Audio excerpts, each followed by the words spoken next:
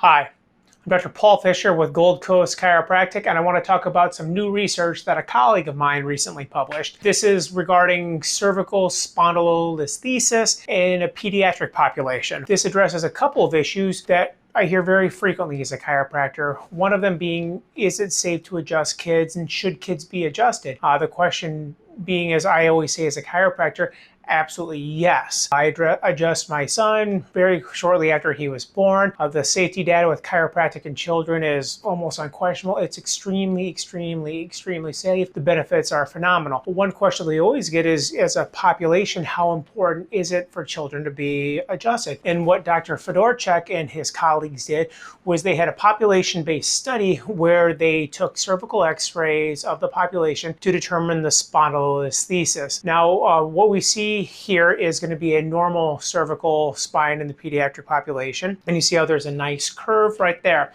Now, what we're going to show here is one with spondylolisthesis, and you see how one of those bones has slid forward. Now, what this means is that there's a slippage of one bone on another. What they found in this research was that about 20% of the adolescents had this concern, which is also notable that not all of them presented with cervical spine issues. They were doing a population-based study, screening, and they found this in a number of children without cervical spine complaints, which, when you think about it logically, makes sense why children could have an issue like this and not have any complaints.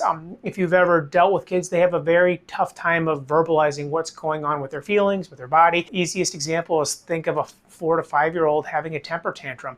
They can't express what's going on. When you add into that the number of falls that children have, the number of times they tumble, fall, all the crazy things that kids do, that creates injuries. Now, many times they're able to pop up, move right on, no issues, but that's not what always happens.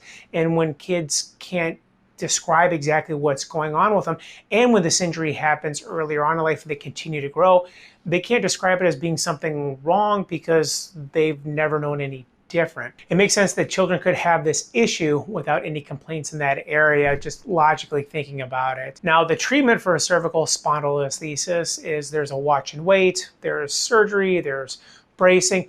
There's a number of other ones, but as a chiropractor, what we found is improving the sagittal balance.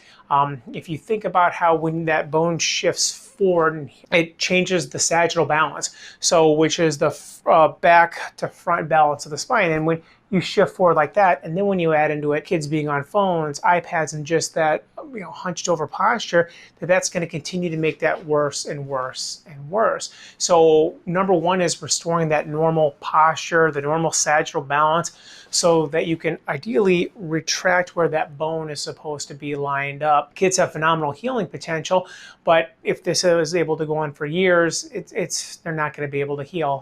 You think about it, a 5-year-old, he could be experiencing that issue for 50, 60, 70 years, if not more. So extremely important to get these issues taken care of sooner rather than later.